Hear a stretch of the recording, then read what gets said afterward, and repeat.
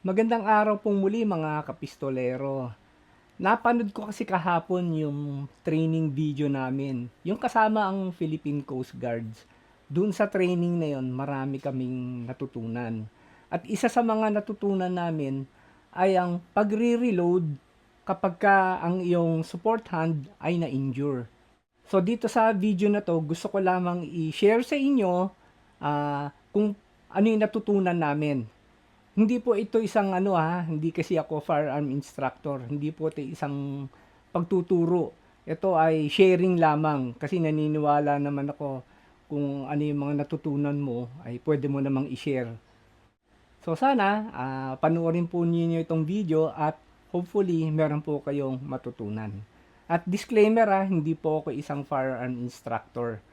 Gusto ko lang i-share sa inyo kung ano yung natutunan namin during nag-training kami. Sa ating mga civilians, bawal tayong mag appendix carry o kaya mag open carry.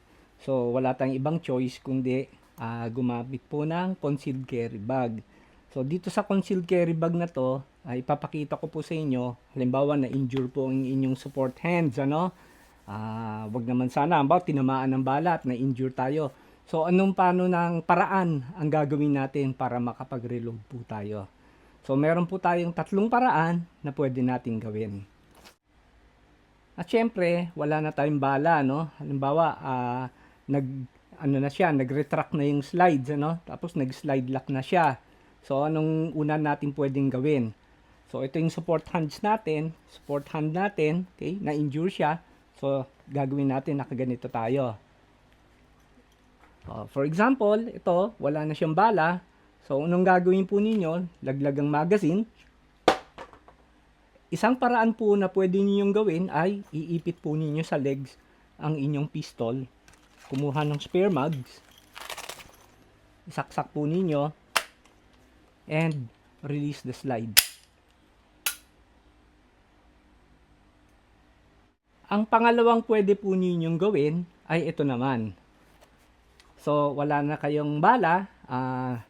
Nag-retract na po ang inyong slides. Nag-slide lock na po siya. Injure po ang inyong support hands. So, ito ang pwede po ninyong gawin din. Release sa magazine. Luhod. Ipit po ninyo yung pistol po ninyo. And kumuha ng spare mags. At isaksak po ninyo. And release. Pwede na po ninyo ulit i-engage. At ang pangatlong paraan na pwede po ninyong gawin, injure po ang inyong support hands. For example, yung kamay lang po niyo na injure pero hindi yung buong braso. Ito yung paraan na pwede po ninyong gawin. So, wala na kayong bala, nag-slide lock na po siya. Ang gagawin po ninyo, release ang magazine, and pwede po ninyong iipit dito.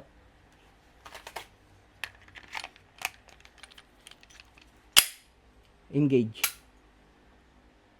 At para sa mga kapatid naman natin na nasa law enforcement agency, gaya ng PNP o kaya AFP, ito gusto ko ring i-share po sa inyo.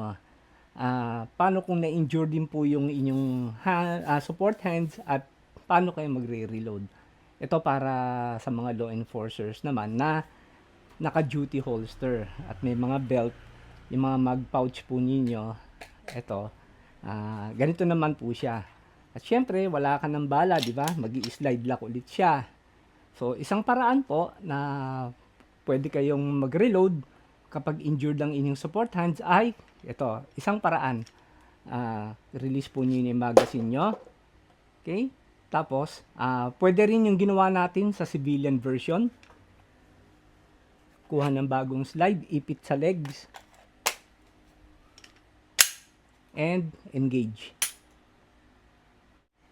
Pangalawang paraan, ganun din po pwede po ninyong gawin yung parang sa civilian version.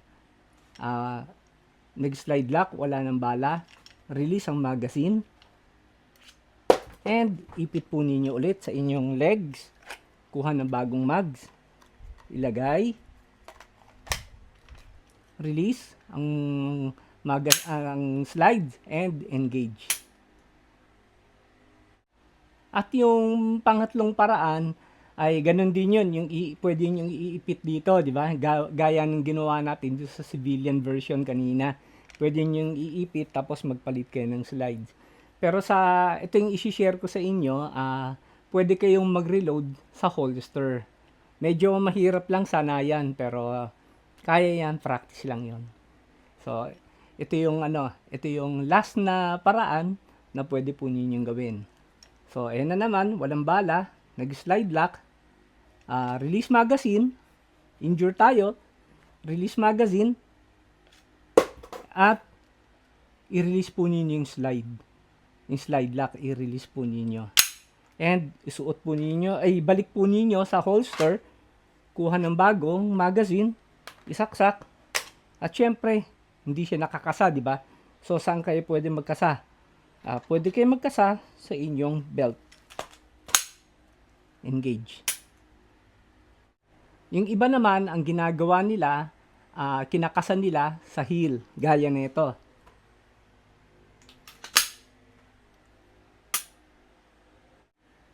Sana mga kapistolero, nagustuhan po niyo itong shinare kong ito, no? At dry fire sa bahay, practice mag-reload, malaking tulong po yun.